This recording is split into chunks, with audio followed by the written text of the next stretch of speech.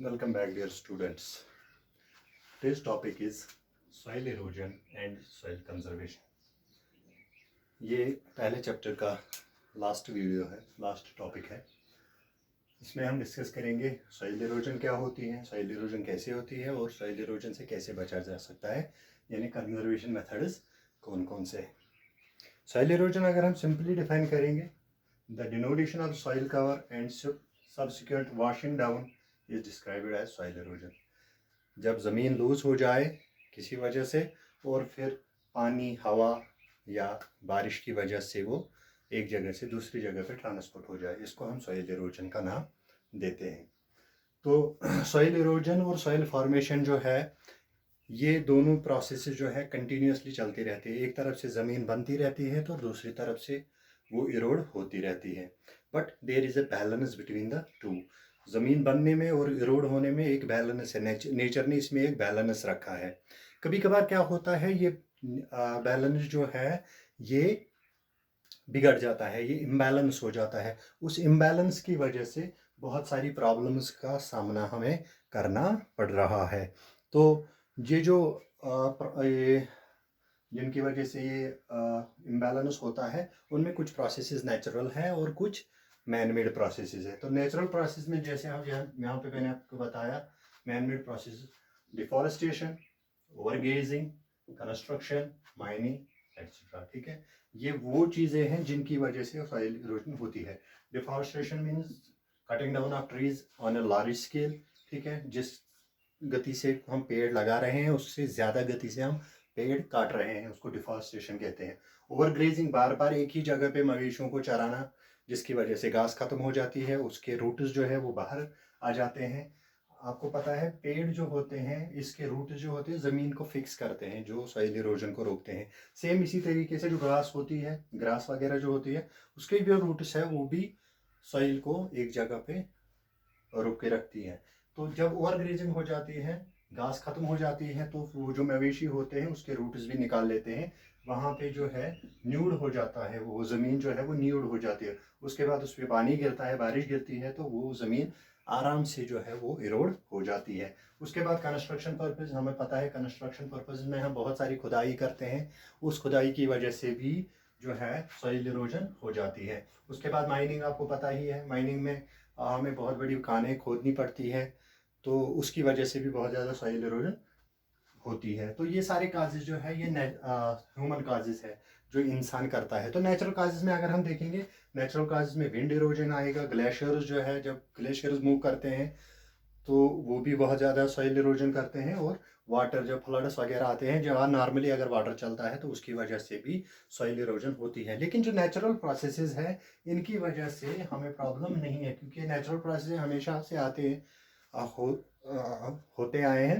लेकिन मैंने भी आपको बताया कि जब इम्बैलेंस हो जाता है, ठीक है, जब जो सॉइल फॉर्मेशन है और सॉइल एरोजन है, जब इसमें इम्बैलेंस आ जाता है तो उसकी वजह से प्रॉब्लम्स क्रिएट हो जाती है। तो वो सारी प्रॉब्लम्स जो है वो इंसान करता है, क्योंकि इंसान की नीड्स इतनी बढ़ गई है कि वो डिफॉरेस्टेशन करता है, ओवरग्रेजिंग करता है, कंस्ट्रक्शन करता है, ठीक है, माइनिंग करता है अपनी इकोनॉमी बढ़ाने के लिए। तो ये सारी चीज़ें जो है ये रिस्पॉन्सिबल है सॉइल एरोजन के लिए।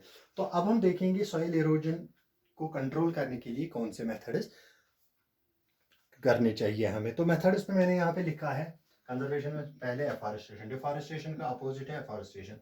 तो डिफॉरेस्टेशन हमें रोकनी है, पेड़ हमें काटने हैं, इसमें कोई शक नहीं है, लेकिन एक मकदार में काटने हैं, क्योंकि हमें इकोलॉजिकल बैलेंस का भी ध्यान रखना है।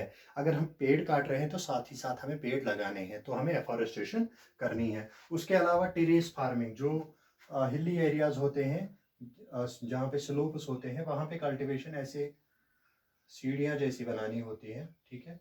तो इससे क्या होता है, ज़मीन जो है प्लेन हो जाती है, इसमें हम पानी वगैरह भी रख सकते हैं, पानी भी रिटेन होता है और इरोजन भी नहीं होता है। तो टेरेस फार्मिंग हिली एरियाज में, जिससे सॉइल इरोजन रुक सकती है।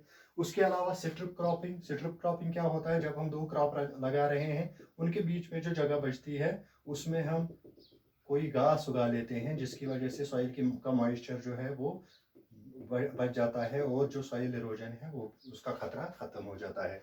तो उसके अलावा शेल्टर बेल्ट, शेल्टर बेल्ट जो है ये एरिड एरियाज़ में यानी डेजर्ट्स में और कोस्टल एरियाज़ में ये काम आते हैं, जहाँ पे विंड एरोजन और वाटर इरोजन होती है, या हम कहेंगे कोस्टल प्लेन्स में जब पानी आ जाता है समंदरों से अंदर, तो वो अपने साथ बहुत सारी मिट्टी इरोड करके ले जाती है। इनमें हम क्या करते हैं, अपने खेत जो हमारे होते हैं उनके इर्द गिर्द हम पेड़ उगा लेते हैं, झाड़ियाँ उगा लेते हैं, ताकि विंड की स्पीड जो है वो कम हो जाए, जिससे हमारी सॉइल इरोजन कम। सेम इसी तरीके से कोस्टल एरियाज़ में भी हम पेड़ लगाते हैं, ताकि जो पानी आता है जो अंदर स्पीड से आता है तो वो ख़त्म हो जाए। तो क्या होता है, जब रनिंग वाटर जो होता है, अगर हम प्लेन ऐसे देखेंगे मिट्टी में, जब रनिंग वाटर चलता है तो ये नालियाँ बनाता है, जिनको हम गुलीज कहते हैं। ये गुलीज जो है ये इस ज़मीन को बैडलैंड बनाते हैं, it becomes unfit for cultivation. तो इसी तरीके से अगर हम इंडिया में देखेंगे, चंबल बेसिन जो है जो बिहार में है, उस वहाँ पे इस बैडलैंड को रेवेन्स कहते हैं। तो कभी कभार क्या होता है, जब पानी एक बड़े से प्लॉट पे चलता है, ठीक है, एक तो ये है कि नालियों में, दूसरा कि ये ज़मीन के ऊपर चल रहा है, तो वहाँ पे शीट एरोजन, क्योंकि वहाँ पे एक साथ ऊपर वाली तह जो है वो उड़ जाती है, उसको हम शीट एरोजन भी कहते हैं। तो ये सारी चीज़ें, और एक यहाँ पे मैंने लिखा है कि कैसे हम इस से बच सकते हैं, कौन सा मेथड है, वो है कंटूर प्लविंग। ये भी पहाड़ी इलाकों में भी, क्योंकि हम अगर हम सीधे इस पे हल चलाएंगे, कंटूर प्लविंग हल चलाना, अगर हम ऐसे चलाएंगे तो इसमें नालियाँ बच जाएगी, ऊपर बारिश आएगी, पानी आएगा तो वो सीधे नीचे आएगा और इरोजन भी होगी। तो यहाँ पे बेहतर ये होगा, हम अकॉर्डिंग टू द कंटूर जो है वो प्लव करेंगे, यानी ऐसे सर्कुलर वे में, ठीक है, जैसे लैटिट्यूड्स होते हैं ना ग्लोब पे, तो उस तरीके से हमें यहाँ पे प्लव करना है, ताकि नेचुरल बैरियर बन जाए, हम कल्टीवेशन भी कर सके और सॉइल इरोजन भी हम रोक सके। तो ये कुछ चीज़ें हैं जिनसे हम सॉइल इरोजन को रोक सकते हैं। यहाँ पे ज़रूरत इस बात की है कि हमारी जो नीड्स है, उन नीड्स को फुलफिल करते करते हमें अपनी इकोलॉजिकल बैलेंस का भी ख्याल रखना है, ठीक है।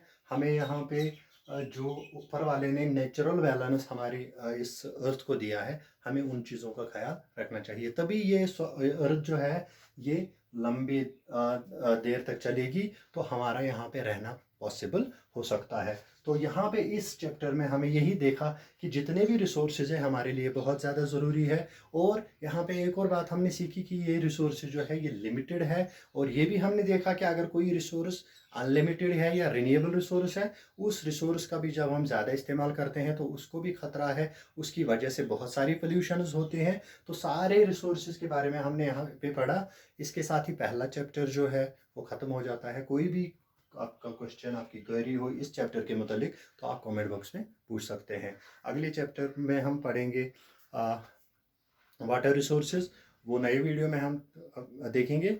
तब तक दीजिए इजाज़त। Take care and good bye.